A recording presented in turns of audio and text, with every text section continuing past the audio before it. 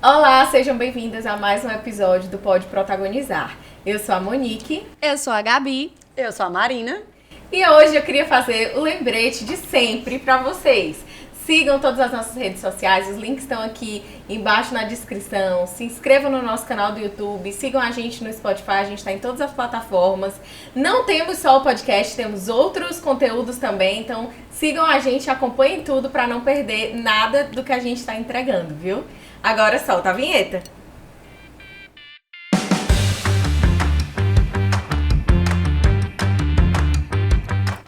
Hoje nós estamos recebendo uma convidada super especial, é a Fernanda Stanislau. Gabs, lê o currículo dela, por favor, pra gente saber o que ela anda fazendo.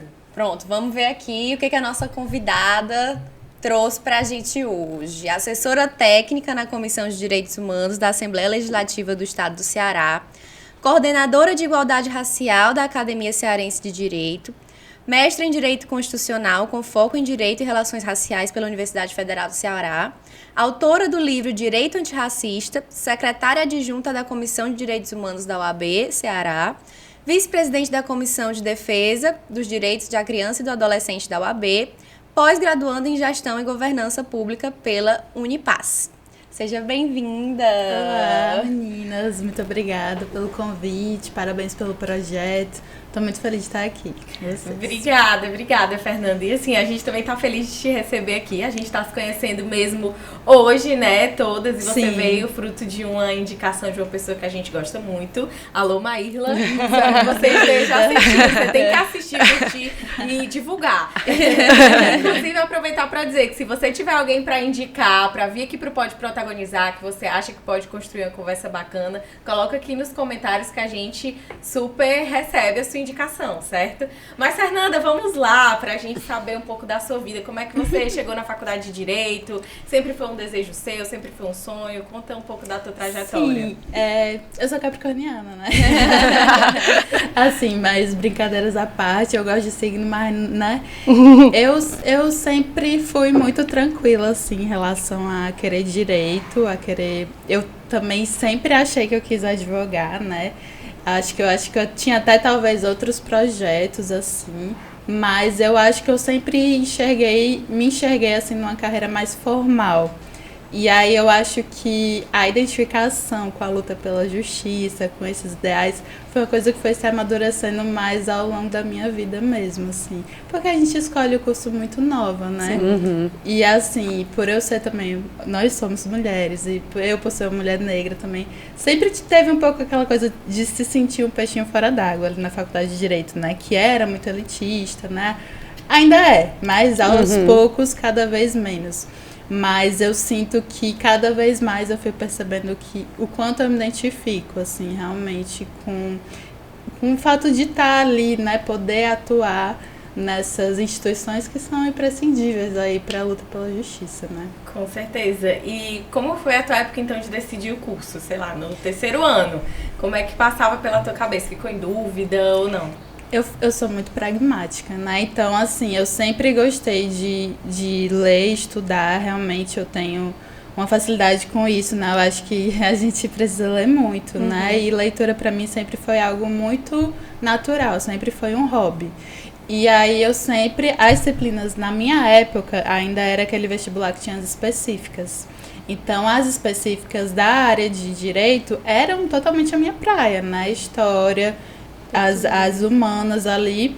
E a carreira de direito era que eu via que eu poderia ter ali uma carreira mais sólida, que eu me identificava minimamente. Não foi uma decisão difícil, mas eu sinto que poderia também ter sido uma decisão errada, né? A gente muito nova, eu fui muito pragmática e tentei observar mais ou menos o que eu me identificava ali. Eu sinto que as pessoas também têm muito medo e é muito importante a gente entender que a profissão não vai ser a coisa mais importante das nossas vidas, né? Mas só uma parte delas.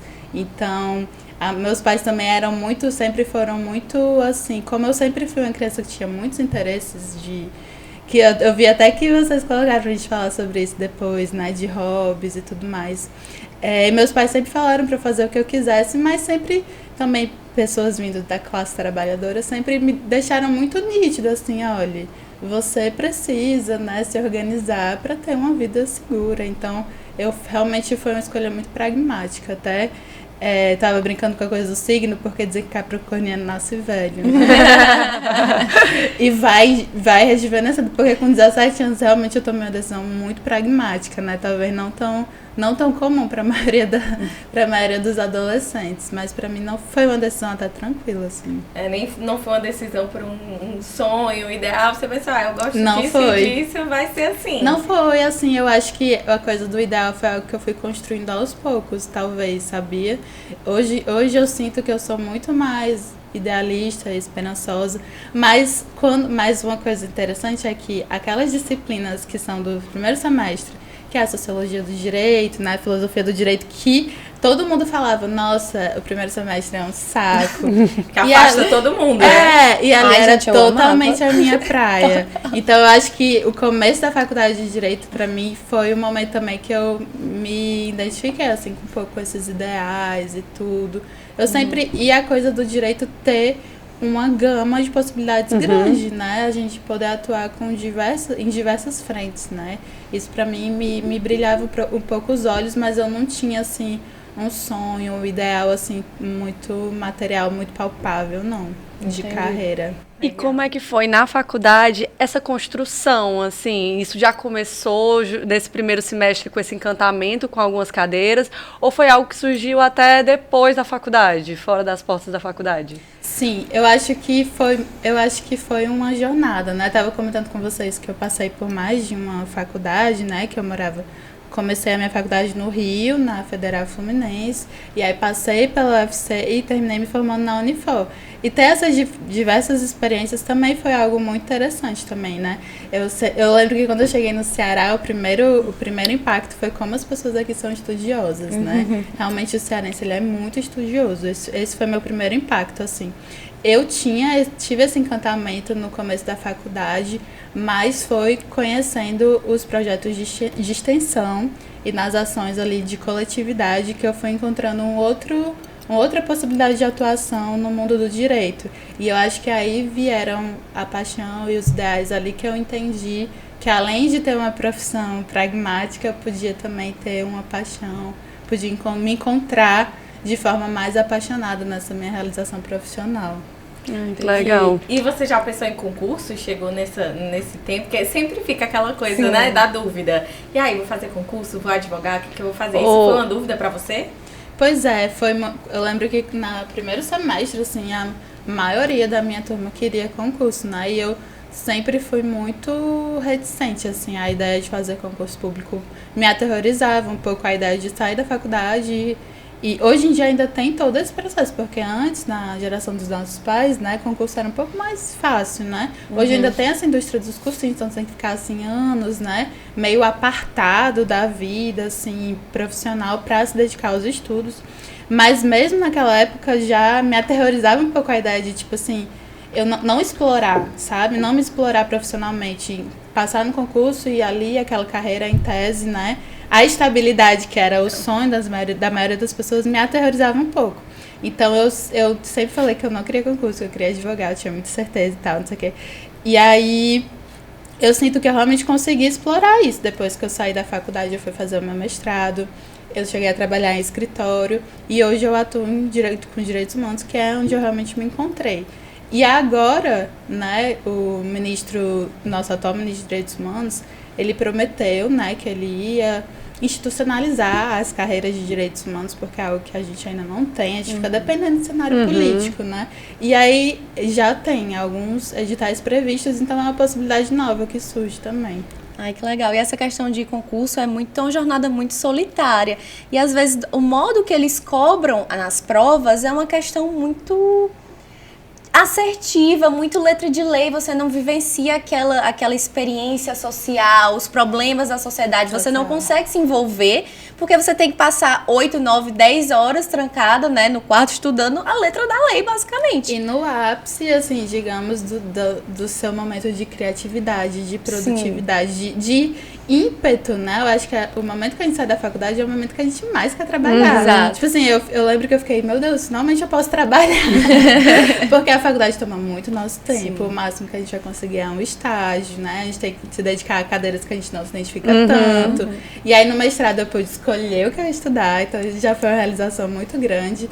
E poder trabalhar e ter essa autonomia, né? Poder botar a mão na massa era algo que me empolgava muito. A ideia de me trancafiar para estudar. E um estudo que naquele momento eu não me identificava, né? Sim. Porque eu queria explorar justamente o que eu não tinha visto na faculdade.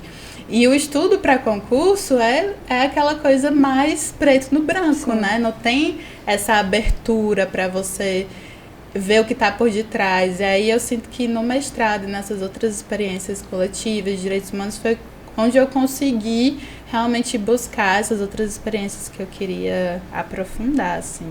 Legal. E você já emendou no mestrado a formação? Emendou no mestrado. E é engraçado, porque a pesquisa no direito não é algo muito incentivado, sim, né? Então eu lembro que no começo da faculdade eu tinha muito medo da monografia do TCC. Só que quando chegou o TCC, eu me apaixonei, assim. O processo de pesquisa para mim foi um processo muito apaixonante. Escrever minha monografia foi muito bom. E aí eu percebi que eu queria continuar ali. E aí eu lembro que eu me formei no meio do ano, né? Logo saiu o edital da UFC. E aí eu já fiz. E aí no ano seguinte eu já comecei o mestrado. E o teu mestrado já foi focado na parte de direitos humanos ou até mesmo na questão do direito antirracista ou não? Sim, quando eu entrei, meu projeto TCC já tinha uma questão que continuou presente, que era, digamos, essa disputa, não uma disputa, mas qual o papel do legislativo e qual o papel do judiciário nos avanços do direito, né, em termos de buscar uma justiça. Só que na minha monografia eu fiz sobre a homoparentalidade e ali as alternativas de adoção, e indo para o estudo de gênero. Aí eu fui pesquisar os papéis de gênero na família, mas realmente tentando entender o papel do legislativo e o papel do judiciário. E aí eu entrei com esse projeto no mestrado, mas durante a minha jornada no mestrado, ali no primeiro semestre, eu tive vários processos pessoais, enquanto uma jovem advogada, enquanto uma jovem mestranda, que aí eu posso falar mais um pouco, de entender realmente o que significava ser uma mulher negra no direito. Que até então, por mais que eu soubesse que era uma mulher negra, eu acho que naquele momento o impacto foi mais forte ali, né? Iniciando como advogada, iniciando essa nova etapa profissional. E aí a minha orientadora, a Raquel Coelho, foi muito compreensiva. E aí eu lembro que os primeiros artigos do primeiro semestre já foram todos já sobre racismo, direito e relações raciais. E a partir disso, a minha pesquisa se afunilou nesse tema. E hoje é o meu hiperfoco, assim, realmente é o tema que eu estudo pra vida. Tem um propósito, né, pra ti. Sim. E aí, assim, se tu ficar à vontade, claro, e quiser compartilhar, a gente adoraria, até porque, assim, fazendo até uma introdução me permitindo aqui fazer até uma autocrítica, nossa, como, enfim, um reflexo também da sociedade, eu imagino como deve, assim... Eu imagino que isso deve ter sido uma questão, porque a gente, no projeto, quando a gente começou a montar e pensar em nomes e tudo isso, a gente parou e a gente olhou assim, gente, todas as referências que a gente pegou aqui, que a gente chamou, são mulheres brancas. E isso refletia muito, assim, de advogadas, né, do que a gente estava chamando. Refletia muito uma carência nossa, realmente, de conhecer e ver essas referências de mulheres pretas e tudo isso. Então, a gente sabe que isso, de certa forma, é um reflexo da sociedade, pelo menos aqui em nível da advocacia cearense. E eu acho que isso é uma coisa muito interessante, se, obviamente, você quiser compartilhar, de como isso interferiu a partir do momento que você se tornou advogada. Assim. Sim, essa falta de representatividade, né, de certa forma também. A coisa de não me enxergar ali naquele lugar, né? Eu sinto que sempre foi algo que... o racismo, ele atua em várias frentes, né? Tem várias facetas. E isso de você não estar presente, né? Não ver pessoas como você nos locais que são os locais de estudo, os locais de intelecto, né? Os locais reservados ali para lugares de valor, né? Na nossa sociedade. é algo que faz a gente se sentir muito solitário, né? E é algo que também expulsa a gente desses lugares. E aí não só por não estarmos ali, mas o fato de nós não estarmos ali carrega consigo toda uma naturalização de uma cultura racista naqueles ambientes, né? Então, o fato de todas as meninas alisarem os cabelos, toda a cultura daquele lugar promover o embranquecimento, todos os símbolos relacionados à negritude fazerem você se sentir inferior às outras pessoas, né? E aí tem essa faceta da desconsideração da intelectualidade negra, né? As pessoas não aceitarem a sua opinião, a sua fala, não aceitarem os seus títulos, né? Tem uma referência minha, que é a Beatriz Nascimento, que ela é uma autora negra, acadêmica nordestina, né? E aí ela teve diversos projetos financiados pela Ford, ela trabalhava com quilombos, e uma das coisas que ela falava era, toda vez que eu saio na esquina eu tenho que dar meu currículo completo para as pessoas me tratarem minimamente como um ser humano, né? E mesmo assim, mesmo a gente dando nosso currículo, às vezes não é suficiente, as pessoas precisam que a gente prove o nosso valor, né? E aí quando na faculdade isso sempre foi muito forte, mas é muito nuançado, né? Por mais que eu sempre me entendesse como mulher negra, foi um processo entender que aquilo também era racismo, né? Não são coisas que são ditas pra gente. A gente vai tendo que aprender a definir e a entender e tirar da esfera da individualidade, né? Eu não estou me sentindo inferior porque eu sou, mas sim porque existe uma cultura, um sistema que faz com que eu me sinta assim. E é isso que vai minando a nossa individualidade, a nossa identidade, a nossa força, né? Então a gente internaliza, antes de uma pessoa racista, digamos assim, dizer pra mim que o que eu falo não importa, eu mesma vou pensar 3 vezes que o que eu falo, que o que eu tenho a falar não é importante, né? Então até a gente chegar a esse momento de identificar já é um processo. E aí no mestrado, porque cada etapa que a gente vai subindo, né, na vida social, cada degrau, mais solitário é para as pessoas negras, né?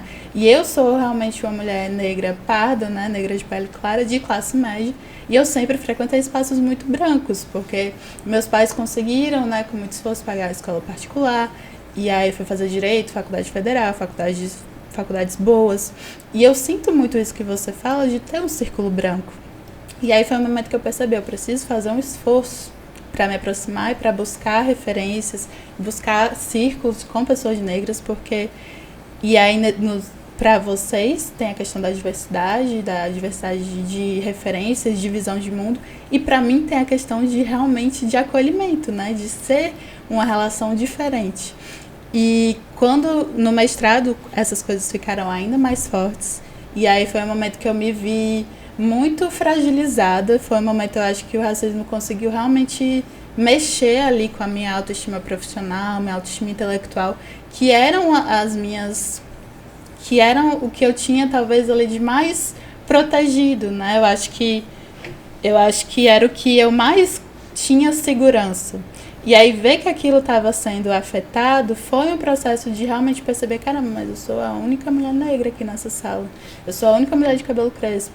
Eu sou a única pessoa que estou tendo essa visão diferente do que o professor está falando de sala de aula.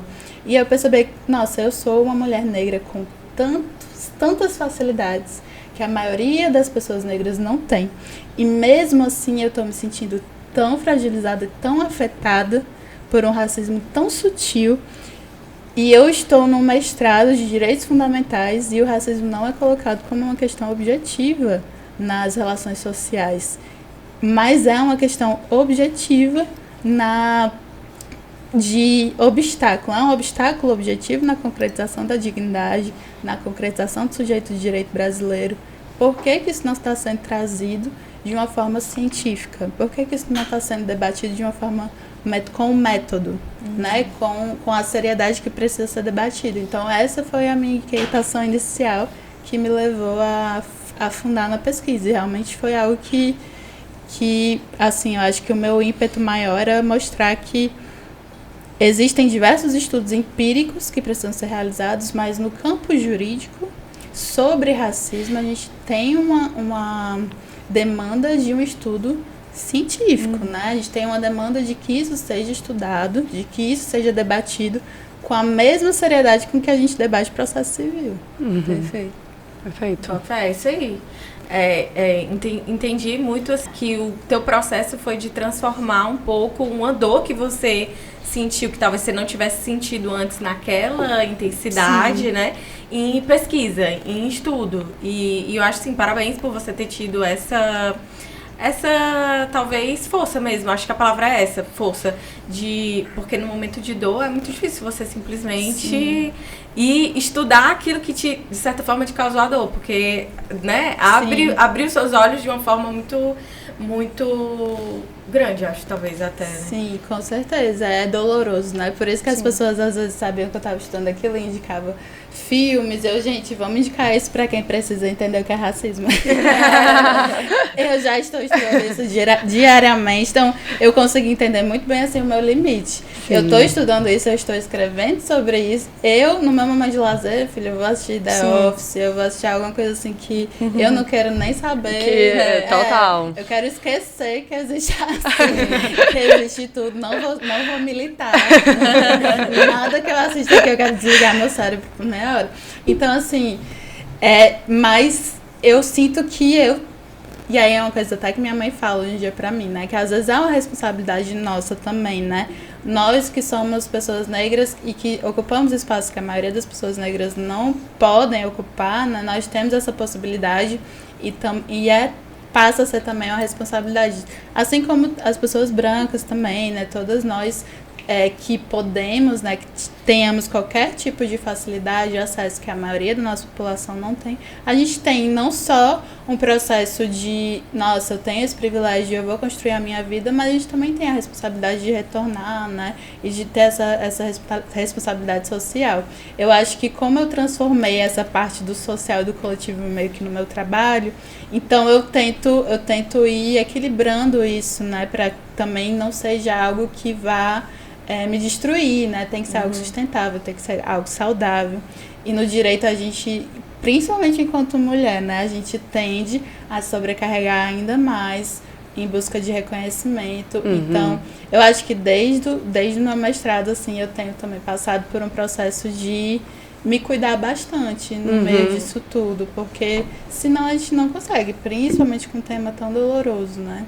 Mas a gente aprende, tem que ter um nível de frieza, mas ao mesmo tempo é um exercício diário, né? E você tocou a questão do mestrado, né? Que a gente é voltado lá no UFC para os direitos fundamentais. E eu fico pensando que a primeira lei antirracista do país foi em 1951. Como eu trouxe no Data Gabs aí, Monique, se você quiser introduzir. Era o que eu tava pensando, a gente começar a entender um pouco mais de como foram as leis. Então, Gabs, traz aí o que você trouxe de dado pra gente hoje. Pronto, vamos aqui entrar no Data Gabs, né? Fernanda, que é o meu quadro. É o Datafolha da Gabs. Entendeu? Que eu trago aqui alguns dados justamente empíricos, acadêmicos, pra gente debater um pouquinho, né? Sobre essa vivência. Porque eu também sou acadêmica, né? Então eu quis puxar também a sardinha, né? Do meu lado aqui no podcast, mas vamos lá. Muito importante. Pronto, Fernanda. Hoje a gente trouxe aqui alguns dados sobre o racismo no Brasil, né? O primeiro dado que eu trouxe pra gente debater aqui hoje foi a questão da Lei Afonso Arinos, né? Que foi a primeira lei sobre racismo no país, que só foi elaborada pra gringo ver, ao meu ver, né? Por quê? Porque foi um incidente que aconteceu, né, com uma dançarina negra, uma artista americana, né, que chegou e foi impedida, recusada pelo um dos hotéis mais famosos, né, a ser hospedada nesse hotel Esplanada, né? Então, o que desconstruiu aquela imagem no Brasil de que não, aqui não existe preconceito, nós estamos todos miscigenados, somos todos, né, um país acolhedor, desconstruiu totalmente essa imagem, né, por causa de uma pessoa de fora do país. Por isso que eu digo, né, realmente que é uma questão para um gringo ver. E aí foi a primeira lei editada, que foi a Lei Afonso Arinos de 1951, e também trouxe um pouquinho do histórico sobre as leis contra o racismo, né, que aí a gente pode ver nesse quadro que de 1951 a 1997 focou em leis para punição de práticas de conduta de racismo, né? A gente pode ver que a própria Lei Arinos de 1951 previu uma multa até 1 ano de prisão simples. Ou seja, a repressividade aí da conduta zero, né? E aí, depois veio a Constituição Federal, em 1988, também proibido esse tipo de prática, esse tipo de comportamento na sociedade. 1989, também agora tirou os atos de racismo de contravenção para crime, que já passa para uma pena mais grave, né? 1997, a injúria racial foi incluída no Código Penal. E aí, a partir dos anos 2000, já houve um outro tipo de visão, né, na legislação sobre a questão do racismo, que foi o foco na inclusão, a igualdade material, a equidade, né, das pessoas negras, cotas nas universidades, igualdade racial, cotas nos concursos. E, por fim, nós temos uma alteração legislativa recentíssima, que que foi elaborada, capitaneada pela Aniele Franco, né, que é a Lei 14.532 de 2023, que equiparou a injúria racial com o racismo. Porque antes era diferente, né? O Código Penal tratava de uma maneira e tinha a lei do racismo que tratava de outra maneira. Aí agora, a partir dessa lei, a pena foi aumentada e a situação está equiparada. Todas são atos de racismo. Então, ela sai do Código Penal e fica na Lei 7.716. Então, eu trouxe toda essa contextualização, Fernanda, para os moldes atuais, né? Que foi uma pesquisa elaborada pela Faculdade Baiana de Direito com parceria do PNDU, que é o Programa das Nações Unidas para o Desenvolvimento da ONU, que é uma pesquisa recente, né, de outubro de 2020, que revela como o Brasil julga crimes raciais contra pessoas negras cometidos em redes sociais. Porque antes também não existia esse enfoque de redes sociais. Isso veio com a nova lei capitaneada pela Aniele Franco. Né, tem lá um parágrafo, se eu não me engano, que dá um olhar mais repressor para esse tipo de conduta quando realizada em redes sociais. E aí eu trouxe aqui uns dados, né, dessa pesquisa, que as principais vítimas são mulheres, que são quase 60% das vítimas dos crimes de racismo e injúria racial julgados em segunda instância no Brasil. E os homens são apenas 18,29% e outros 23,17% não têm gênero identificado. E outro dado também que me chamou a atenção foi a questão do perfil dos agressores, porque também parte mais de homens essas questões da injúria, dos atos de racismo. 55,56% eram do gênero masculino, 40,74% do gênero feminino e 3,70% de gênero não identificado. Então, por esses números, a gente sabe, a gente percebe do termômetro da sociedade que isso é uma questão muito presente todos os dias. Se você jogar no Google, todos os dias aparece uma notícia de prática de ato de racismo, de prática de injúria racial, que agora é equiparado. E isso é pior quando você olha da perspectiva da mulher, né? E aí eu te pergunto como é que você vê esse cenário, que aí também a gente sabe que você escreveu, né, sobre o assunto do seu livro Direito Antirracista. Como é que você interpreta esses dados aqui pra gente? São muitos elementos, né, Gabs? Parabéns pela pesquisa. Muito, muito bacana. Até vi que aquele quadro, né, da Agência Senado tá bem bacana, assim. E eu achei muito interessante essa informação aqui, né? A presença de mulheres entre as agressoras nos crimes raciais nas redes é muito superior ao que se costuma encontrar em pesquisas sobre outros tipos de criminalidade. E como isso tem a ver também com a coisa da estética, né? Sim. Como as mulheres são muito mais presas na estética e como o racismo influencia na coisa do que é bonito, né? Do que é considerado belo. Eu confesso que eu achei até, assim, muito próximo, né? De, tipo, a quantidade de agressores masculino e o feminino. De 40 para 55 anos. Eu não esperava 10% de diferença. Essa diferença, né? Mas...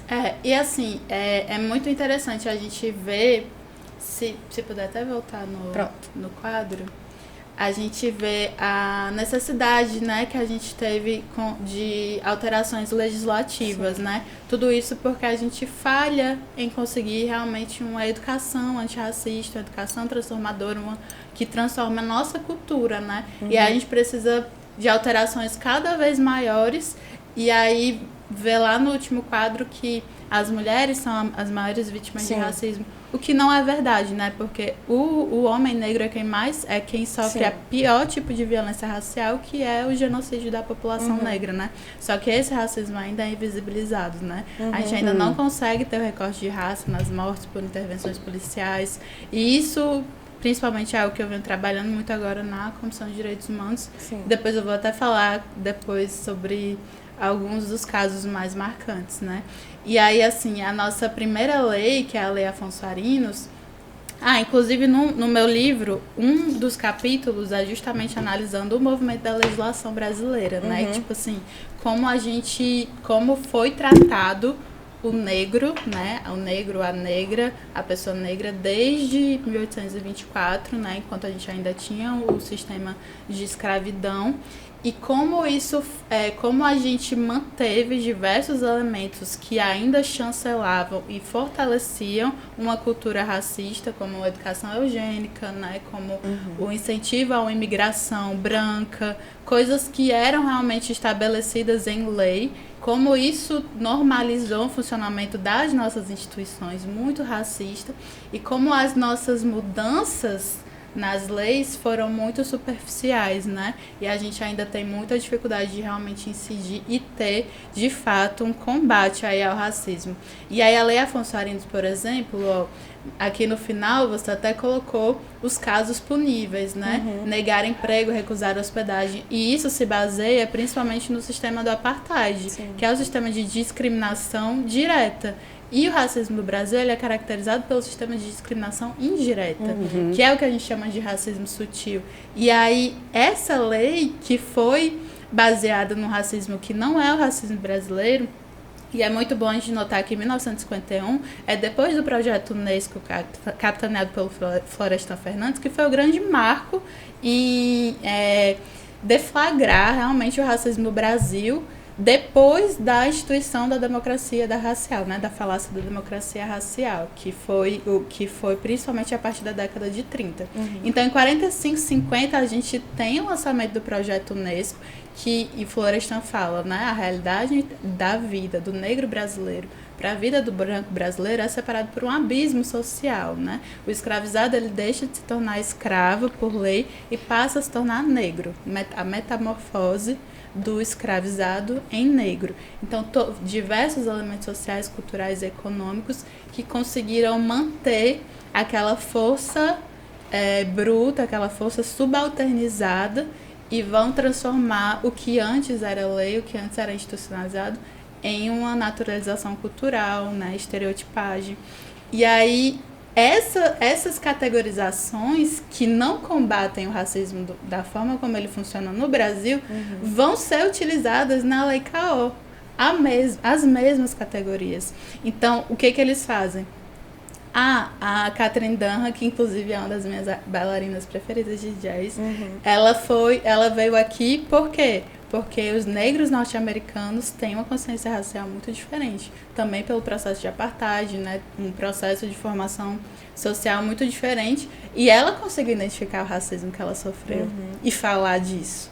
Diferente da gente, né? Que tinha muito mais dificuldade, primeiro, de entender que é negro, porque vem a coisa do pardo, do mulato, de todos somos negros. E segundo, de realmente reconhecer que existe o racismo, né? E aí o Afonso Arinos, na época senador, se não me engano, fala, não, mas agora vai ser contravenção. E aí esse negócio de preconceito é coisa de gringo. Por quê? Porque aqui no Brasil não tinha apartheid. Então, para eles não tinha racismo. E aí ele transforma o preconceito de cor, que era impedir acesso, mas aqui no Brasil, na prática, não tinha lugar para negro e para branco. Tinha você se sentir constrangido, dizer que você não era bem-vindo, dizer que você não ia ter dinheiro para estar ali, que é a discriminação indireta, né? E aí a Lei CAO vem e fala, não, mas agora vai ser um crime inafiançável e imprescritível. E aí torna aquelas mesmas categorias que não são baseadas na realidade brasileira, que eram contravenções, em crime. Então, assim, mudou muito, mas ao mesmo tempo mudou pouco, nada, né? E aí, em 97, o movimento negro consegue incluir a categoria da injúria racial. Só que ela vai lá para o Código Penal, como a qualificadora da injúria, E quando isso acontece, a doutrina jurídica que nunca aprendeu sobre racismo nas faculdades e não se dispôs a ir atrás, assim, e pouco se dispõe a buscar nas outras ciências sociais fontes que já existem, né? Porque quando a gente vai falar de estudos sobre racismo, não tinha no direito, não tinha fontes, realmente poucas fontes jurídicas sobre isso, mas não faltam fontes, né? Assim, não faltam estudos sobre isso.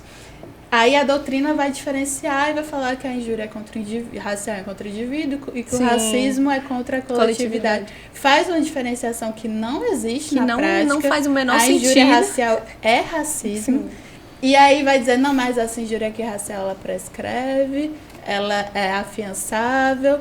E ela, inclusive, no começo, tinha a iniciativa diferente. Era uma ação penal privada. E aí o que acontecia? Quando chegava lá no juiz... Ele falou, não, isso aqui não é racismo, não, é injúria racial. Sim. E já prescreveu, que era vício de iniciativa, não. Então, assim, a maioria, 50% era arquivado. Aí depois a gente consegue a mudança, eu acho que agora é pública condicionada. Sim. Menos mal, a gente já tem... E aí... nós tivemos um movimento para equiparação, porque tipo assim, precisa que desenhe. Não basta colocar ali que não pode, precisa que desenhe. É quase isso que a gente vai fazendo nas leis, né?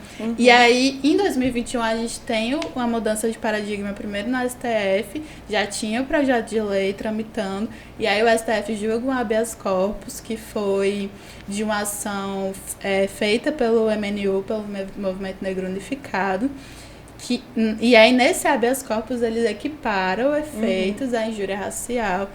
Aí coloca lá, não, a injúria racial é racial, desenhando mesmo, né? Só que ainda não era um habeas corpus, não tinha um efeito vinculante. Então, um dos primeiros atos da Aniele, enquanto ministra, foi sancionar essa lei, que trouxe outras mudanças muito significativas, né? A lei fala também na categoria do racismo recreativo e coloca como parâmetro de julgamento a questão da discriminação indireta, que na minha visão foi uma das coisas mais importantes, porque, novamente, em uma sociedade que um juiz, que a maioria é branco, quase 80%, que não vê relações étnico-raciais na escola, porque o que a gente tem não tem punição. Eu estava até esses dias no fórum de educação étnico-racial que eu participo pela comissão. E aí, as funcionárias da SEDUC, assim, todo o esforço de fazer materiais para os professores se formarem, mas você vai colocar mais uma sobrecarga no professor, né? Vira mais uma tarefa para o professor que já tem que cumprir currículos, que não sei o quê. Não é uma coisa da escola, não é uma coisa que vem, que é transversalizada como deveria ser, né? E aí vira mais uma tarefa para aquele professor que entende a importância daquilo, de trazer, né? E o quão desafiador é colocar aquilo, né? Então a gente passa a ter isso, mas não é obrigatório, e isso traz esse vazio, né? Essa carência. Aí o juiz vai chegar lá e não vai entender como ele vai julgar. Então, eu acho que hoje nós estamos avançando muito, assim, desde a pandemia, que teve o movimento Vidas Negras Importam, Black Lives Matter, a gente conseguiu ter um movimento social que veio num outro sentido de realmente demandar mais isso, né? E aí essa mudança veio nesse sentido. Eu achei que esse parâmetro de julgamento foi muito importante, assim, porque para além da lei estar ali colocando, ela está tentando ensinar, né, de certa forma. Concretizar, né, assim, dar uma materialidade de certa forma. E aí, quando você mencionou da lei, tu falou de racismo recreativo. Sim. E da questão do indireto. Se tu puder também falar um pouco mais, porque me chamou a atenção. Porque eu não... porque... Do recreativo? Isso. Assim, o racismo recreativo foi uma categoria que ele é trazida... É racismo recreativo ou humor racista, se eu não me engano. O humor racista era uma categoria que já era vista nos Estados Unidos, aí o professor Adilson Moreira traz naquele livro Racismo Recreativo, enquanto realmente ele traz realmente enquanto uma categoria para ser usada enquanto uma categoria jurídica, interpretativa, porque muitos dos casos de racismo eram desclassificados porque o juiz identificava um tom jocoso. Então, quando ele identificava que tinha sido ali num clima de descontração, ele falava que não tinha como ser racismo. E aí, teve que ser desenhado, né? Teve que ser criado. E aí vem todo um estudo de demonstrar que, na verdade, demonstrar a perversividade, né? Por detrás desse racismo recreativo. Como você consegue manter uma cultura racista, porque você exalta aquele que está rindo, né? Que vai se sentir superior, ao mesmo tempo que você inferioriza aquele de quem você está rindo. E você impede que a pessoa se manifeste contrariamente, né? Que se coloque, argumente, porque você está falando isso em um tom de piada, né? E isso nós vemos muito nas escolas, né? Infelizmente. As crianças reproduzem muito, né? Por isso até que o Silvio Almeida fala numa palestra muito interessante sobre educação, ele fala que a educação ela é a principal forma da gente vencer, né? Da gente realmente transformar a nossa sociedade racista. Mas quando a gente não fala de raça na nossa educação, ela se transforma na principal forma de reprodução do racismo. Porque as crianças vão aprender os símbolos, elas vão observar e elas vão reproduzir aquilo sem ter ainda naquele momento. E é isso que a gente chama também de naturalização, né? Não passa mais por aquele processo consciente de entender que você está inferiorizando aquela pessoa por uma questão racial. Então, você naturaliza aquele comportamento e você vai mantendo e reproduzindo essa estrutura tão opressora, né? E a discriminação indireta era o que eu estava comentando sobre não ser explícito, né? De serem diversos, por exemplo, coisas que se dizem neutras, mas que colocam entraves que, na prática, vão excluir as pessoas negras. E aí um exemplo muito, muito nítido, assim, é a questão de entrevista de emprego, seleção, processos seletivos, né? A necessidade de títulos específicos, a necessidade... teve até uma ação norte-americana que eles colocaram que sem foto, e aí eles colocaram as mesmas pessoas com as mesmas qualificações, e lá você consegue identificar muito fácil o nome de negro, né? Os sobrenomes. E aí colocavam sobrenomes que eram ligados à periferia, à negritude, e nomes de brancos, né? Nomes europeus. E os brancos eram mais, assim, o nome, né? Sim. As mesmas qualificações técnicas. E aí a discriminação indireta é quando a gente fala que se uma ação nos seus resultados exclui sistematicamente um grupo, existe uma discriminação. Ainda que não haja explicitamente estou excluindo porque é negro. Mas se você está excluindo porque aquela pessoa não passou uma imagem tão profissional, porque o cabelo dela tem dread, aquela pessoa não te passou tanta segurança porque ela tem algumas gírias periféricas, ou então ela fala de uma forma muito alta. Então, são diversas coisas que a gente associa à negritude, associa à periferia e deixa de dar oportunidade para aquela pessoa ocupar um lugar diferente do que o lugar social que foi planejado para ela. E sobre isso, tem até um livro do professor, do juiz também, né, do George Malmsteen. Eu ia falar sobre isso. Que é o preconceito por discriminação por preconceito implícito. Sim. Que não é no recorte racial, é mais amplo do que ele fala, mas inclusive esse exemplo ele também traz nesse livro. E assim, eu acho particularmente muito importante por ser alguém que está dentro do judiciário, né? Não só dentro das universidades, mas também dentro do judiciário, que eu acho que dialoga com muito do que tu está trazendo e que eu também achei curioso, porque é do que tu trabalhou na tua monografia sobre essa questão do judiciário e do legislativo, porque o tempo todo aqui na tua fala, de toda a tua exposição, a gente vê um diálogo constante entre o judiciário e o legislativo. O legislativo, apesar de deficitário também, ele busca muitas vezes criar mecanismos também para evitar falhas mais latentes que tem no judiciário, que, enfim... É porque a legislação tem um poder de reconhecimento, né? A Essa legitimação, simbologia do reconhecimento acaba sendo algo que os movimentos ainda buscam muito e que a gente questiona até que ponto, principalmente num país periférico, né? E aí eu gosto muito do professor Marcelo Neves também, da constitucionalização simbólica, que para mim ele explica muito bem assim, esse processo de como num país periférico a gente às vezes celebra uma conquista legal, legislativa, e nós necessariamente a gente está realmente enfrentando aquele problema. Né? E essa questão do livro do Discriminação por Preconceito Implícito, ele traz uma abordagem que o racismo ele é tão enraizado, né, que você, no seu plano do subconsciente, que você não se auto-percebe, você executa práticas, né, racistas. E é inclusive o que o autor, né, o George Malmsteen, ele fala no livro que ele se submeteu a uma pesquisa americana, né, que tem alguns métodos específicos para avaliar essa questão do subconsciente, que reconheceu que ele próprio tinha esses vícios subconscientes. Então, é um livro interessante porque ele faz a gente pensar, né, para repensar a nossa própria conduta diversas vezes antes de fazer alguma coisa. E também que o direito não pode ficar, porque também é um ponto que ele traz, por mais difícil que seja, por mais questões que tenham que realmente ser debatidas, né, limitações por uma questão de não ser da vontade, e sim talvez de um subconsciente, ela gera efeitos, né? Sim. Então o direito também não pode ficar cego e ignorar isso pelo fato de não ser por parte da vontade. Sim, e aí, eu até lembrei aqui de uma conversa que a gente teve, que tu, até talvez, acho que é do teu projeto de doutorado, que tu falava de uma mudança de uma perspectiva criminal, em que não estaria mais indo tanto pela questão da vontade, não era isso que tu falava? Sim, a questão do subconsciente, o direito se abrir para abarcar novas disciplinas.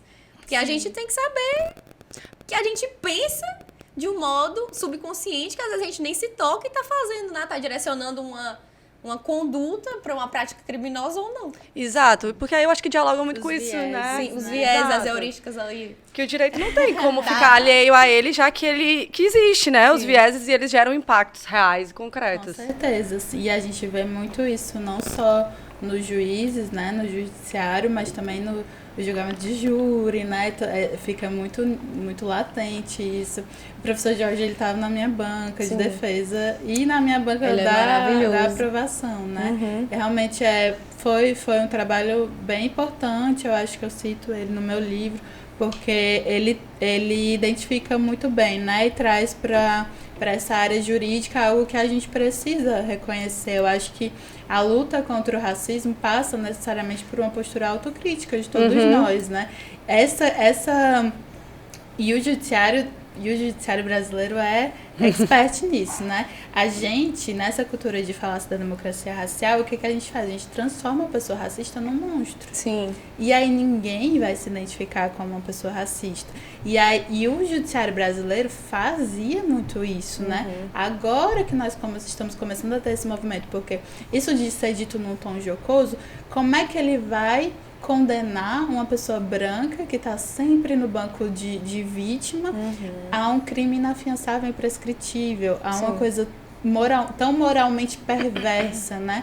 E aí que entra a gente destabilizar a questão da prática do racismo. A gente precisa entender que a prática do racismo, ela é uma prática que está, digamos assim, à mercê de qualquer um de nós de praticar, né? A gente pode praticar em um grau menor ou maior, que pode ou não ser responsabilizado juridicamente, porque a gente tem categorias muito limitadas até da responsabilização jurídico-penal, mas que a partir do momento que qualquer ação minha vai reforçar um sistema que, no fim das contas, mata, né? Mata sempre um grupo específico da população, mata e exclui.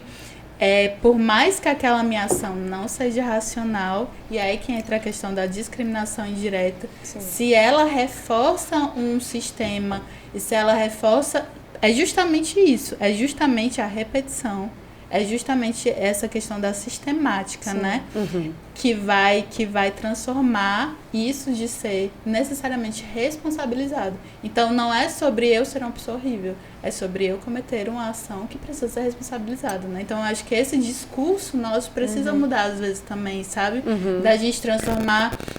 As pessoas hoje têm medo de falar sobre isso, mas a gente só vai conseguir desconstruir essas coisas naturalizadas também conversando sobre isso, né? Então passa por um processo realmente da gente falar, não, o racismo existe e qualquer pessoa pode cometer. E essa questão é tão grave que eu lembro de outra pesquisa que fizeram inteligência artificial para analisar casos norte-americanos, né, que a própria inteligência artificial reproduzia atos racistas, porque ela pegava duas pessoas com a prática do mesmo crime, com as mesmas condições, uma branca e uma negra, a pena da pessoa negra aumentava.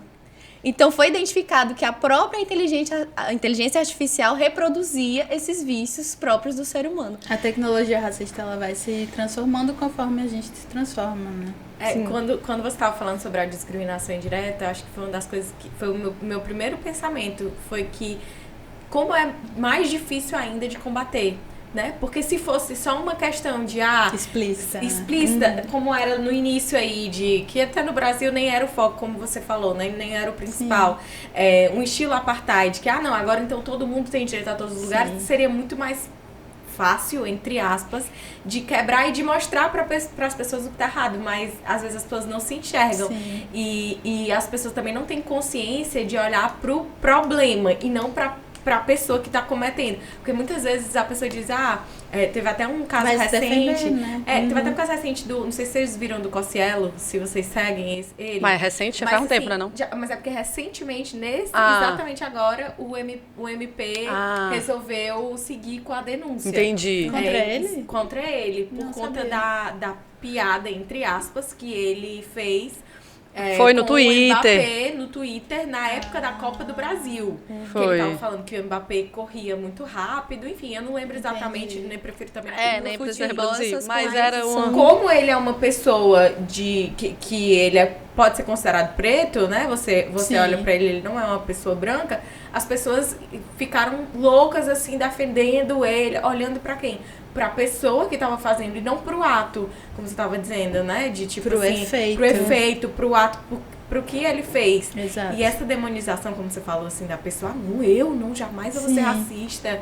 É aquela coisa, não, tem até amigos que são, né? Aquela coisa meio assim. O discurso pronto. Amigos de né? sempre. Quem me conhece sabe. Quem me conhece sabe, blusinha branca lá na internet e vai lá despedir pela paz, enfim. Mas enquanto a gente tiver a maioria das pessoas vendo dessa forma, né, a gente vai ter mais dificuldade ainda de combater e até de ser aliado, né, assim, de se aliar, porque se as pessoas entendessem mais, certamente iam se aliar à luta muito mais fácil, né? E assim, o racismo, né, ele foi um movimento muito bem orquestrado e com diversas frentes, né, intelectuais, literárias, poéticas, culturais, econômicas. E quando o racismo chega no Brasil, ele chega enquanto ciência, né, que é o que a gente chama de racismo científico. E ele era difundido por partir das principais faculdades de Direito e Medicina. Eu sempre gosto de bater nessa tecla. Como é que a gente achou que ia combater uma coisa que foi construída de uma forma tão devagar, peça por peça, somente colocando uma lei, né? É algo que necessariamente talvez tenha que passar por um caminho similar, né? E é isso cultural, que a gente tenta né? trazer, por um caminho científico, por um caminho cultural, por um caminho também poético. O Gilberto Freire, no caso da Grande Senzala, ele fez um trabalho magnífico, assim, porque ele trouxe fontes científicas para falar sobre as diferenças dos tipos de importações de pessoas para serem escravizadas. E ele fazia uma análise geográfica também, e ele misturava com a literatura muito envolvente, né? E ele foi o grande marco na questão do mito da falácia da democracia racial no país, né? É sempre bom a gente lembrar, assim, a força que o movimento racista teve e como a gente não pode simplesmente achar que por eu gostar de pessoas negras, não ser racista. É aquela coisa, né? Não ser racista não é o suficiente. Que frase clichê, mas é exatamente isso. A gente precisa realmente de um combate ao racismo, não somente não ser racista, porque aí a gente volta para a questão da neutralidade, que vai só reproduzir o que já está posto, o que já foi construído, né? Sim. E até nessa parte científica também, dentro do próprio feminismo, né? Assim, de que também... por muito tempo teve o que se chamou do feminismo liberal, né, que tentava, na verdade não é nem que ele tentava, né, ele colocou como fosse tudo numa mesma caixa, como todas as mulheres sofressem as mesmas dores, então, como naquele momento a bandeira que estava sendo levantada, estava levantando a bandeira de todas as mulheres, e isso prejudicou muito também a luta da mulher preta, que depois, né, assim, enfim, conseguiu dar visibilidade também para mostrar as diferenças que existem dentro da própria minoria, porque o canal surgiu muito de uma vontade nossa de trabalhar justamente obstáculos que a gente tem dentro da nossa profissão por ser uma mulher dentro da profissão, mas a gente também não tem como dizer que a gente fala por todas as mulheres, porque as nossas questões não são as questões de todo o espectro que existe de mulher. E aí, se a gente for entrar não só também em mulher preta, mas mulher trans, enfim, é uma diversidade muito grande dentro disso, né? Eu acho que a nossa luta é justamente para mostrar que a gente é plural, Exatamente. Né? Que a gente é diversa. Nem eu, como mulher negra, falo por todas as mulheres negras, né? Existem inúmeros fatores e elementos que vão marcar a nossa vivência, a nossa experiência de vida social. Eu acho que o mais importante é justamente a gente abrir para reconhecer essa diversidade, né? E aí que entra justamente a questão da interseccionalidade, né? Porque quando as mulheres brancas tiveram essa primeira onda, né, do feminismo liberal, as negras estavam lá com suas pautas, tentando falar e tentando que essas pautas fossem levadas também, né? O discurso da Sojourner Truth, né? Tipo, naquela época, e eu não sou uma mulher. Então, as mulheres negras estavam lá construindo esse movimento, mas o movimento de primeiro essa pauta das mulheres brancas, porque ela é mais palatável, e depois as outras. E nesse depois, será que um dia chega? Será que um dia realmente vai ser cômodo que a pauta das mulheres negras seja levada? E a opressão da mulher branca realmente pode ser debatida e pode ser desconstruída sem levar em conta todas as opressões? Porque tudo faz parte de uma mesma rede que tem no topo da pirâmide o sujeito universal, o homem branco europeu, né? Então, tudo que é diferente disso vai ser tratado como diferente, como marginalizado. Então, acaba sendo uma ilusão. E que eu acho que prejudica um pouco. Porque invisibiliza. Pauta, né? Exato. Prejudica a própria pauta. Não tem como você falar só do movimento das mulheres brancas. Não vai ser apartado. Vai chegar um momento que não vai mais avançar, né? E assim está sendo, né? Assim a gente está conseguindo caminhar para ter esse reconhecimento. E eu acho que hoje em dia a gente está conseguindo, assim, minimamente, né? É claro que às vezes dá um desespero, né? A gente já falou de todas as opressões, a gente fica, meu Deus, mas não tem fim, né? Mas eu acho que é justamente essa questão da gente entender que realmente é uma coisa aberta, né? Não é uma coisa que a gente vai conseguir fechar. E é justamente isso que a gente se coloca contra, essa experiência de sujeito universal, né? Sim. Isso, a gente vai viver o processo, né? Assim, mais do que o... mas aí conta um pouco também do teu trabalho lá na Assembleia, compartilha um pouco com a gente. Assim, a gente na Comissão de Direitos Humanos, a gente trabalha com atendimento ao público e isso traz uma tarefa muito diversa, né? Muito diversificada. A comissão, ela é uma comissão legislativa, então tem essa parte interna dos processos legislativos. Atualmente o presidente é o deputado Renato Roseno e ele conseguiu colocar como parte da comissão o Escritório Freitito de Direitos Humanos e o Comitê de Pesquisa, o Comitê de Combate e Prevenção à Violência, que é o Comitê Cada Vida Importa. E aí a gente tem esse comitê somente de pesquisa, né, voltado à produção de dados, o Escritório Freitito que fica com a parte, né, objetivamente de litigância, de ações coletivas, de direitos humanos, e a comissão a gente tem a parte legislativa e a parte de núcleo de atendimento. E aí a gente, essa parte interna e a parte que é como se fosse uma parte mais externa, porque aí a gente vai monitorar as políticas públicas, vai ter esse diálogo com as outras instituições, vai monitorar a implementação, sugerir, propor, participar de fóruns. Tem a parte também de educação em direitos humanos. Então, é um trabalho bem diverso. A gente faz também a partir disso, a gente trabalha com a elaboração de dados, né? A partir dos nossos atendimentos, das nossas intervenções. Hoje em dia, realmente o que a gente mais acompanha são os casos de tortura no sistema prisional, no sistema penitenciário e no sistema socioeducativo. E é aí que a questão da raça é muito presente, né? Inclusive, uma das... Eu não sei se já é pra falar. Pode falar. Mas uma das coisas que mais me... Assim, profissionalmente, pra mim, esse ano, tiveram duas questões muito marcantes que eu atuei pela Comissão de Direitos Humanos, que foi o acompanhamento do julgamento, né, do Curió, que foi uma chacina, que foi muito marcante, acho, na nossa geração, assim, né, em 2015. E aí a gente acompanhou diariamente, eu estava tanto enquanto comissão da Assembleia, como também pela comissão da OAB, porque a gente trabalha com essa atuação em rede, né? Tanto com os poderes, mas também com a sociedade civil, com os movimentos sociais. Acaba que essa atuação em rede ela é imprescindível para a gente atuar com direitos humanos. E a gente conseguiu organizar ali um sistema de acolhimento e acompanhamento das vítimas e familiares, que foi uma experiência que foi levada também para o Ministério de Direitos Humanos. O ministro Silvio veio conversar com a gente sobre essa atuação e esse acompanhamento, conversar diretamente também com as mães e familiares do Curió. E também esse ano, pela comissão e em conjunto com o SADEC, a gente conseguiu trazer o mecanismo EMLER da ONU, que é um mecanismo que foi estabelecido em 2021, depois do George Floyd, né, depois do assassinato do George Floyd, que é um mecanismo específico, são 3 experts, que visa o combate da violência policial letal contra pessoas negras. E aí esse mecanismo ele já foi para o Chile, para os Estados Unidos, e desde o ano passado, né, ainda com o presidente anterior, estavam as negociações para ele vir para o Brasil, e ele visitou 4 cidades. E inicialmente Fortaleza não seria uma das cidades. E aí a gente construiu um relatório e começou a participar das reuniões com a UNARC, que é a Coalizão Internacional Antirracista, que trabalha para organizar as visitas desse mecanismo.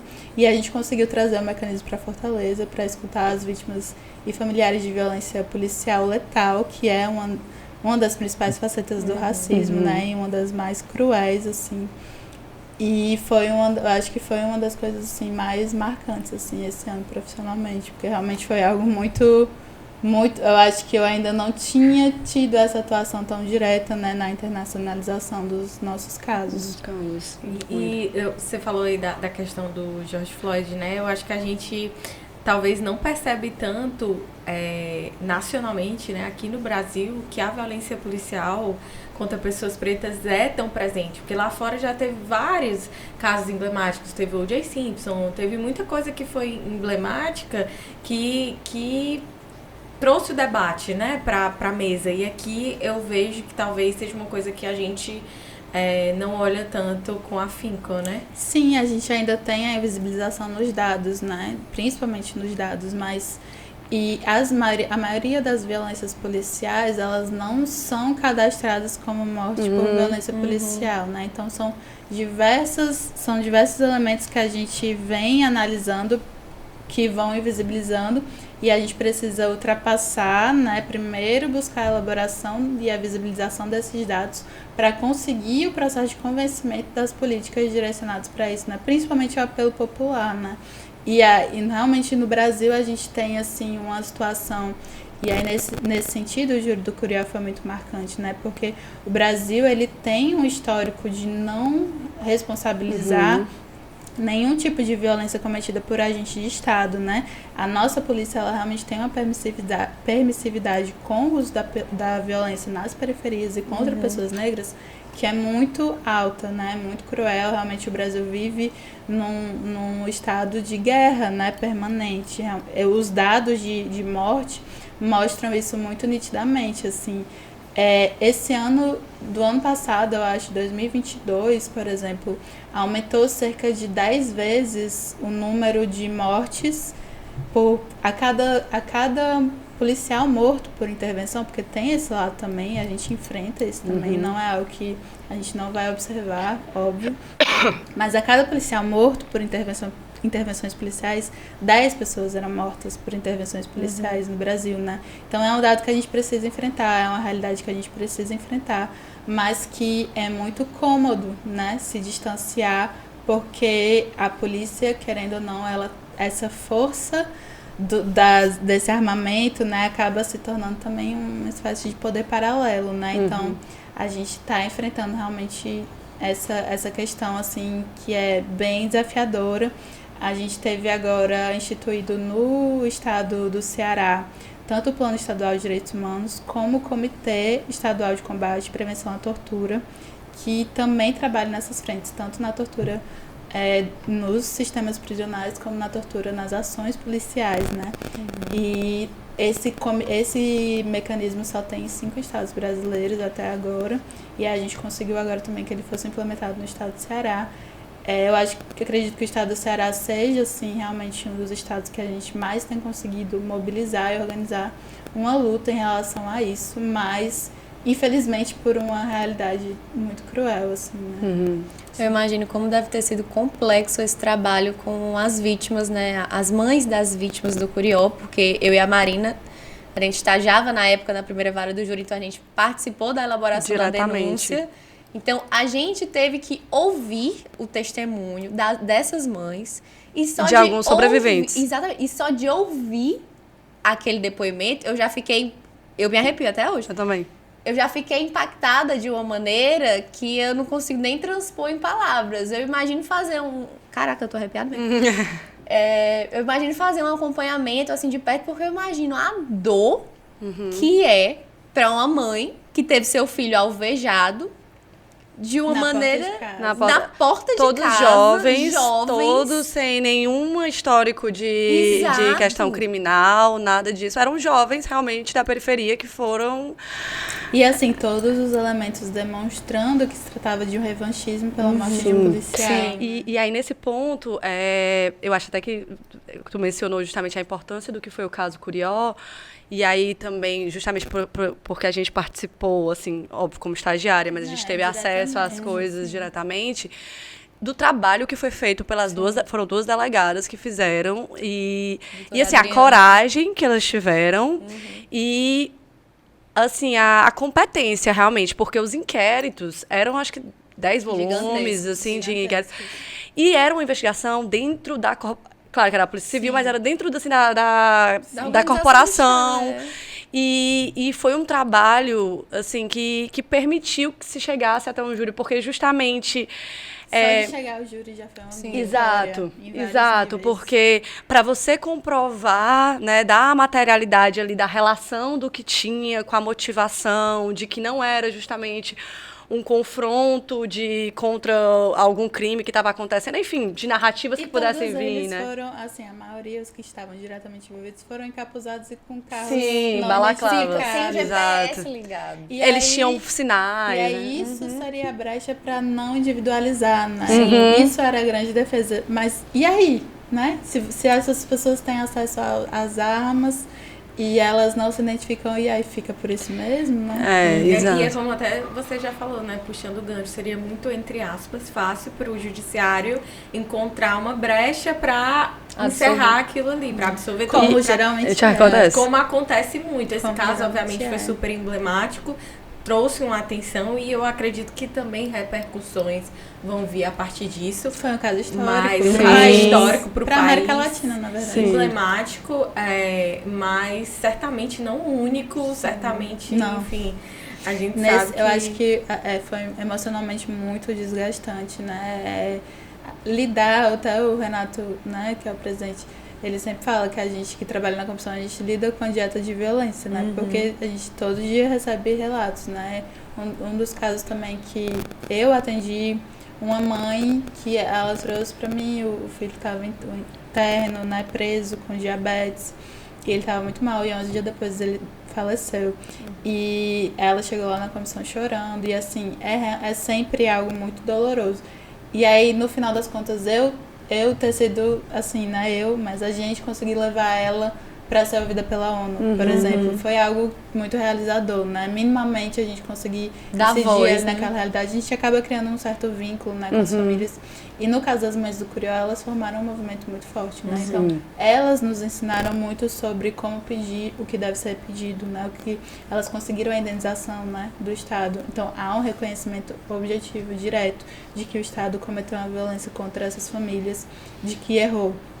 Essa indenização também foi uma conquista histórica. Acho que até que no dia que a Assembleia aprovou a lei, o Renato fez um discurso bem emocionado. Ele chorou, porque foi algo que ele acompanhou diretamente desde o ocorrido, né?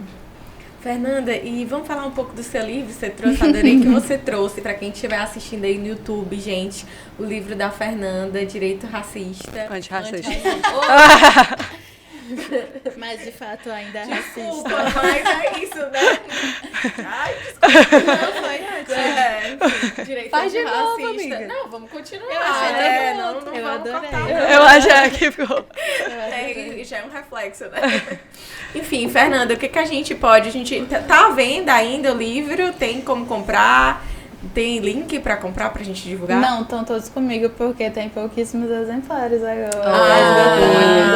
Que Eu acho que pena. só tem alguns 20. Que pena pra gente, ótimo pra ela. Parabéns.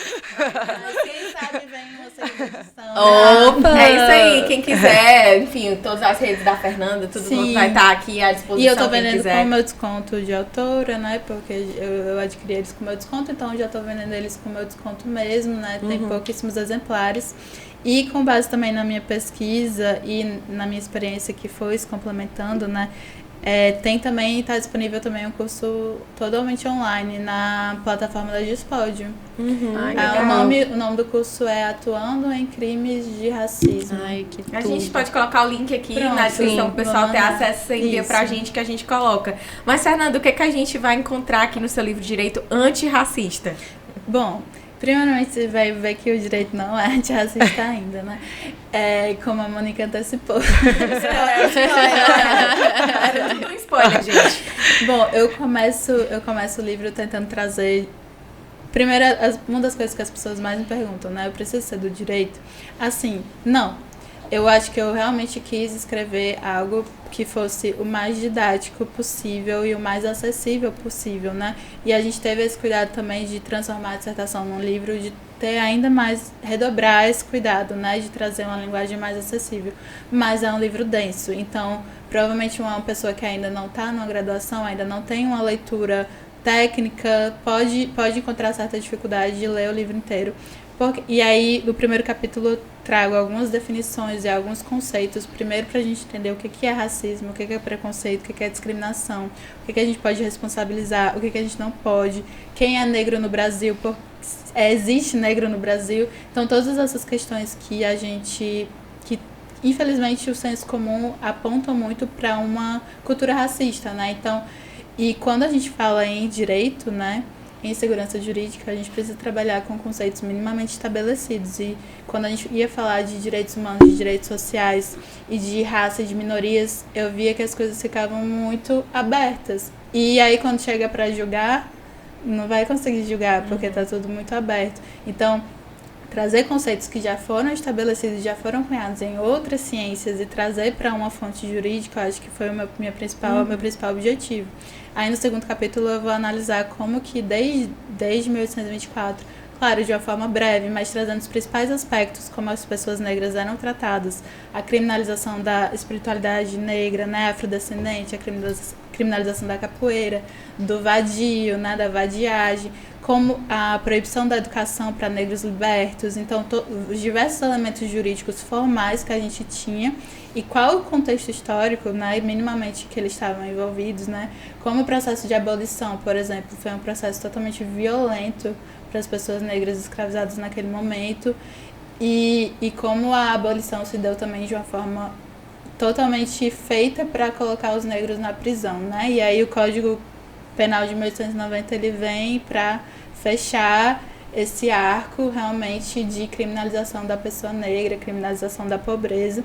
E aí, no terceiro capítulo, eu vou falar um pouco sobre, principalmente, o movimento a partir da nossa Constituição, né, que traz realmente um ponto de virada ao reconhecer, para além da esfera penal, essa esfera positiva, né, de construção positiva, de educação, mas que a gente ainda não está concretizando, né, minimamente, assim, nem a demarcação de terras, né, a gente ainda está lutando pelo básico, mas, por outro lado, a gente tem que pensar que é muito recente, né, que foi um processo de redemocratização muito recente, que a maioria das coisas que a gente tem hoje como dignidade estabelecida pela Constituição é muito recente, então a gente ainda está nesse processo de construção, e aí eu falo um pouco também como o judiciário vinha interpretando isso.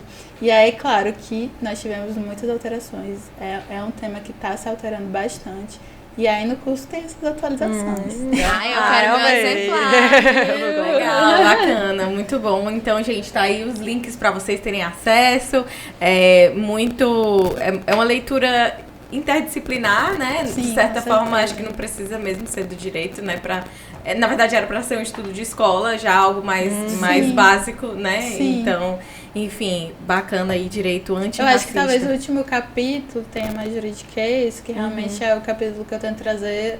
O que Parte mais de lei, né? nós, juristas, podemos, né, a partir disso. Mas, sem dúvidas, a gente, assim, infelizmente, muita coisa que a gente vê na Faculdade de Direito deveria, né, ser mais democratizada, e eu acho que a minha intenção também, com certeza, passa por isso, assim. Massa. Fernanda, a gente já fez o Data Gabs, a gente já falou de um caso jurídico aí bem marcante, emblemático, histórico, que você teve aí, uma participação.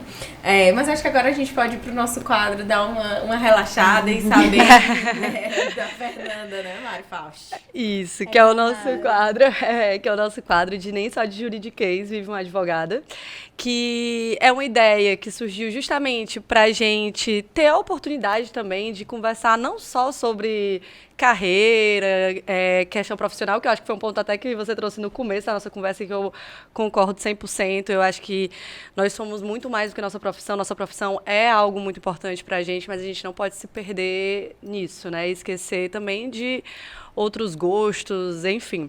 Então, eu queria que tu compartilhasse com a gente o que tu gosta de fazer, o que tu consome de entretenimento, no teu tempo livre quando você não tá trabalhando. Perfeito. Eu tenho uma gatinha que ela chama... Pronto, aqui. Eu sou gateira. E eu danço também é uma das minhas paixões, inclusive danço desde pequenininha. Inclusive, depois do mestrado, eu fui pra São Paulo, eu fiquei 1 ano trabalhando só com dança, foi uma experiência Que massa! E depois eu percebi, não, realmente eu gosto de trabalhar no direito. Mas hoje, assim, a dança não vai ocupar esse lugar profissional, mas ocupa um lugar, assim, muito especial pra mim.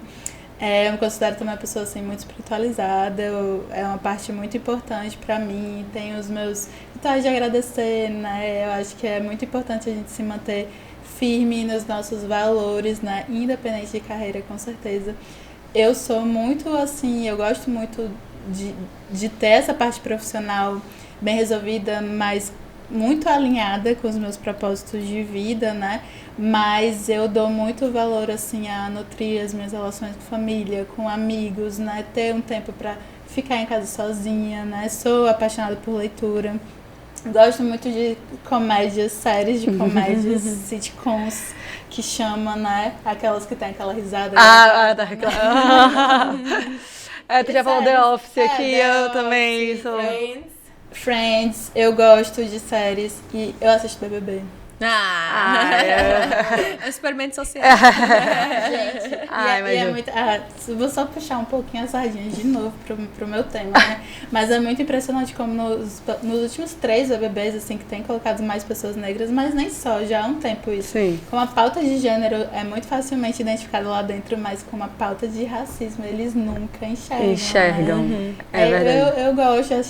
Eu gosto de me alienar, eu acho muito importante pra minha saúde mental. Sim, com certeza. Mas é sempre um experimento social também. Acaba que você tentando se alienar, você não consegue, né? Porque sempre vê a realidade ali te mostrando, né? É um caso prático. Eu acho que eu fiz um comentário até chato, assim, porque quando eu vi que ia ter um monte de gente negra nesse Big Brother, eu acho que realmente tá um elenco bem diverso. Eu fiquei, nossa, vai ser só pra eu ficar vendo o povo sofrer racismo. Racismo indireto, aquela discriminação indireta que você falou. Totalmente. Né? Fica lá Os estereótipos, né? O tratamento diferenciado, né? Que é uma das categorias jurídicas de análise, né? Que é o tratamento diferenciado injustificado. Você não tem nenhuma outra diferença a não ser essa pessoa branca, essa pessoa negra. Aquela questão da pena. Né? Tem até um ponto aí nisso, que foi, acho que foi um Twitter acho que foi do Fred Nicásio, eu acho, porque ele levantou muito isso na pauta que teve também já desse Big Brother, da Vanessa Lopes, né, que foi... Sim. Assim, claramente ela estava em um agressivas, surto, né? claramente ela estava em um surto, ninguém tá negando isso, nem falando nada, mas ele questionou uma coisa que eu fiquei pensando, putz, é verdade.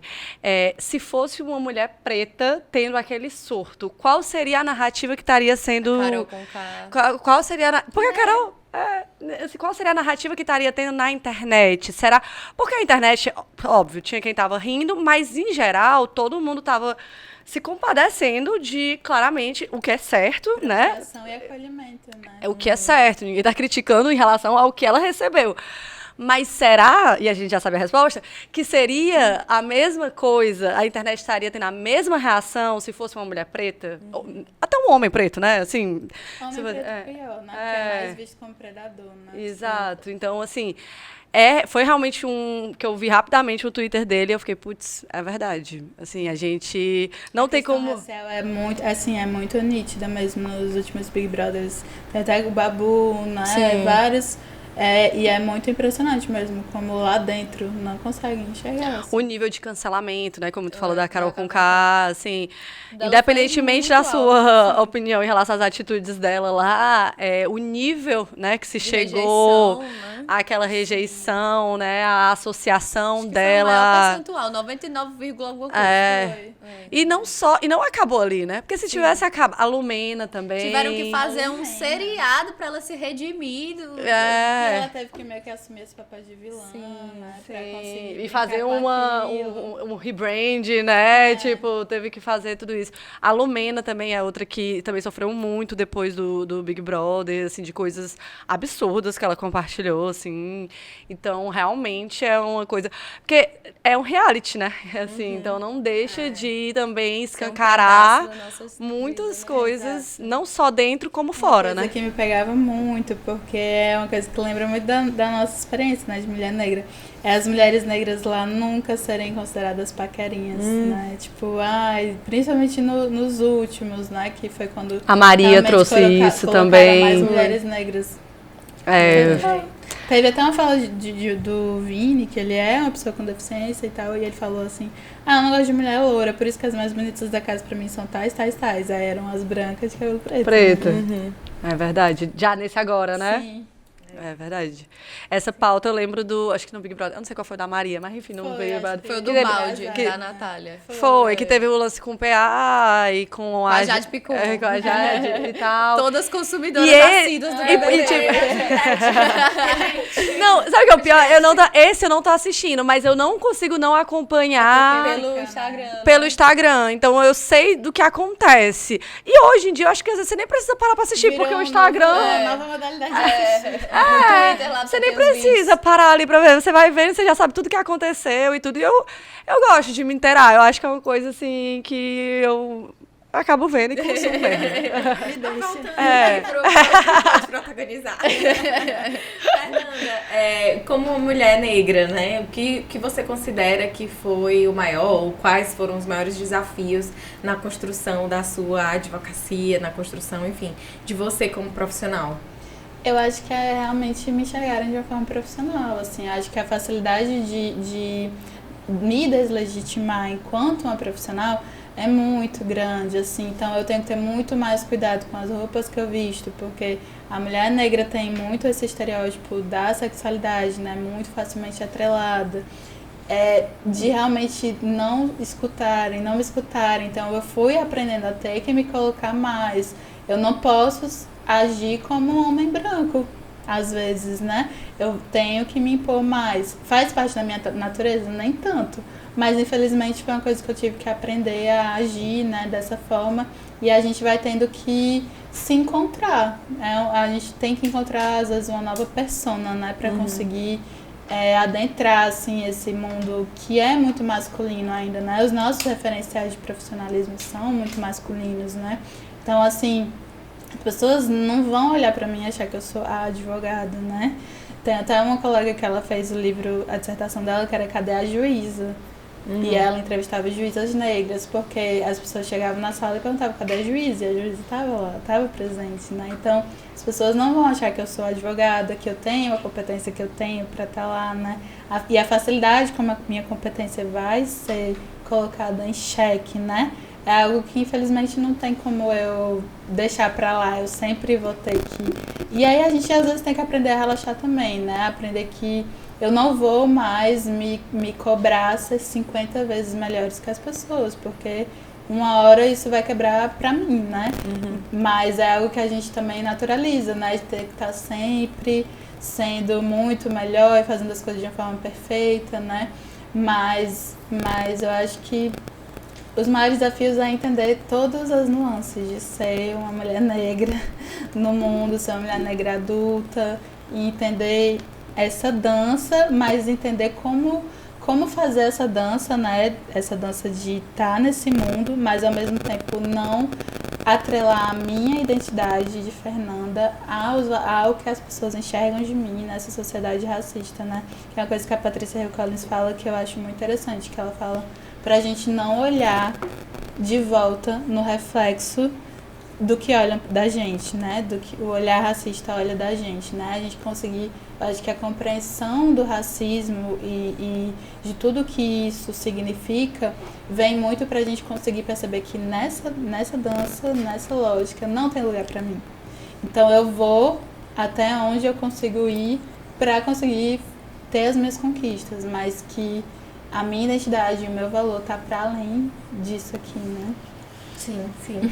A gente, infelizmente, está encaminhando para o final da nossa conversa, Fernanda, conversa muito rica, de conhecimento e de dados mesmo, assim, que a gente não assim, eu particularmente tinha pouquíssimo contato, então eu te agradeço pelas tuas exposições desde já, mas eu queria saber, assim, quais são as soluções para o futuro, o que é que você quer como profissional, como Fernanda, enfim, o que é que você sonha aí para o futuro? Ai, gente, eu tô no momento realmente de perceber que eu quero ter muita qualidade de vida, assim, eu acho que até agora eu tô agora com 31 anos e eu acho que até agora eu tinha muito esse ímpeto realmente de me estabelecer profissionalmente, de buscar isso e tal, e eu acho que agora eu tô no momento de realmente tentar equilibrar isso e buscar também o que realmente me faz feliz, sabendo que o trabalho sempre vai ser uma parte muito importante, mas que também é uma forma de me trazer segurança e qualidade de vida para além de tudo, né? E entender que também uma pessoa negra feliz, uma mulher feliz também é algo revolucionário para além das nossas militâncias e lutas diárias. E a gente usa muitas vezes o profissional, a gente como mulher, né, pra se validar, né? Isso é uma conversa que a gente até já teve aqui. Então a gente corre muito no profissional pra dizer, olha, eu tenho isso, eu tenho aquilo, eu tenho mestrado, não que isso seja errado, claro, você a gente precisa, é necessário. É necessário, mas que, tipo, às vezes a gente quer buscar a nossa validação ali naquele ambiente, né? E não vai vir desse ambiente. Não necessariamente, né? Ele vem mais, na verdade, demanda do que validação desse ambiente, e talvez né? não venha proporcional ao nosso esforço, por isso que a gente fica tão cansada. Vai vir até certo ponto, né? Mas não vai ser a validação que um homem tem, né? Não, com certeza. É tipo isso. Não. E Fernanda, o que a Fernanda de hoje falaria pra Fernanda que estava entrando na faculdade? Essa pergunta é muito difícil. É muito difícil. Eu acho que eu falaria pra relaxar mais, sabia? Tipo, eu acho que a gente se preocupa muito com coisas que a gente não pode controlar, né? E no final a gente tá fazendo nosso corre, a gente tá dando o nosso melhor e é isso que importa, né? Então, eu acho que eu daria uma segurada, uma acalmada, um passo de cada vez, mas também pra talvez acreditar mais no meu potencial e me expor mais, talvez. Que eu acho que eu demorei muito pra chegar nesse lugar que eu tô hoje de ter essa segurança, né? Algo que a gente vai forjando, né? Isso aí. Bom, Fernanda, só agradecimento mesmo pela conversa. Muito obrigada por ter dado luz a vários assuntos que a gente não tinha tratado aqui no Pod ainda e que você, enfim, tem tanto conhecimento. O tempo foi pouco pra gente, né, explorar ainda mais. Mas muito obrigada pela sua presença, por ter vindo, enfim, pelo seu tempo. Obrigada, gente. Adorei estar aqui com vocês. Fernanda, eu também queria te agradecer por ter topado, né, participar dessa conversa. Foi um prazer inenarrável conhecer você, a sua história, a sua pesquisa. Inclusive, já quero um livro desse. Já tô com ele. Tô vendo. Que eu vou dar aula de história do direito, então quando eu chegar nessa parte, eu vou te chamar para convidar, vamos aqui falar sobre isso, olha aí. Então, foi realmente um prazer e eu espero acompanhar aí mais o seu trabalho por aí, que a gente se cruze nas vias jurídicas ou não. Eu também quero te agradecer, assim, foi um papo muito rico, muito, muito divertido também, por outro lado. E é isso, assim, muito obrigada obrigada por ter topado. Você não conhecia pessoalmente nenhuma de nós, assim. Então, pra gente é muito, muito importante te ter aqui. E foi muito bom. Queria te agradecer. Seja o começo de muitos papos, assim. Sim. É isso aí, Fernanda. Obrigadão. E obrigada a todos vocês que estiveram até aqui com a gente. Não esqueçam de seguir todas as nossas redes sociais. Os links para acesso das redes da Fernanda também vão estar aqui, caso queiram aí continuar as conversas com ela. Muito obrigada e até a próxima. Tchau. Tchau.